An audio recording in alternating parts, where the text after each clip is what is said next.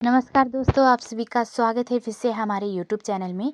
आज भी मैं आपके लिए लेके आई हूँ बाबा नीम करोली महाराज जी की कथाएं, उनकी लीलाएं जो प्रेमावतार हैं। तो देर ना करते हुए चलते हैं कथा की ओर।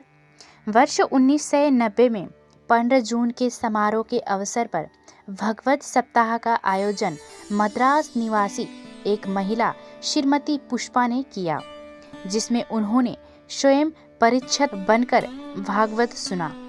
उनके साथ उनके भाई अमरलाल भी आए थे, जो कि कुछ अस्वस्थ थे। उन्होंने भी पूरे सप्ताह 7 दिन 7 जून से 14 जून तक भगवत की पूजा तथा कथा में उत्साह से भाग लिया और 16 जून को लौटते समय अपने को पहले से अधिक स्वस्थ महसूस करने लगे थे। मद्रास पहुंचने के उपरांत उनके मित्रों और संबंधियों द्वारा उनके स्वास्थ्य में आए हुए सुधार के बारे में पूछने पर उन्होंने कैची आश्रम में प्राप्त हुए आनंद को उसका कारण बताया और बताया कि आने वाले वर्षों में 15-20 दिन के लिए कैची अवश्य जाया करेंगे।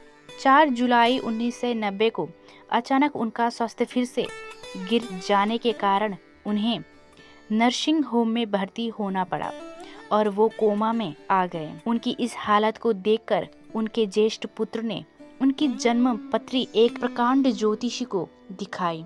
ज्योतिषी को उनके नर्सिंग होम में भर्ती होने और कोमा में होने के संबंध में बिना बताए हुए उनके स्वास्थ्य में सुधार के लिए पूछा गया।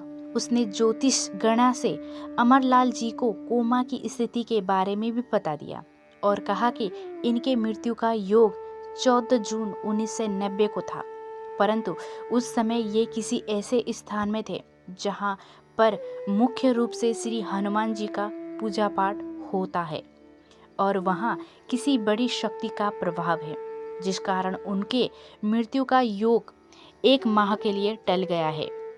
अब यदि 14 जुलाई सकुशल बीत जाते हैं तो तब शायद इनका जीवन बच जाएगा, परंतु उनकी जीवनी लीला 14 जुलाई 1990 को समाप्त हो गई। स्पष्ट है कि आज भी उस आश्रम में ऐसी शक्ति विद्यमान है जिसने आश्रम में भगवत सप्ताह एवं भंडारे के निर्विघ्न समाप्ति हेतु श्री अमरलाल जी को 1 माह की आयु बुद्धि प्रदान की। ये थी उनकी एक अद्भुत चमत्कारी लीलाएं। जहाँ हनुमान जी होते हैं, जहाँ उनके भक्त होते हैं, उनकी मृत्यु भी वहाँ नहीं आ सकती।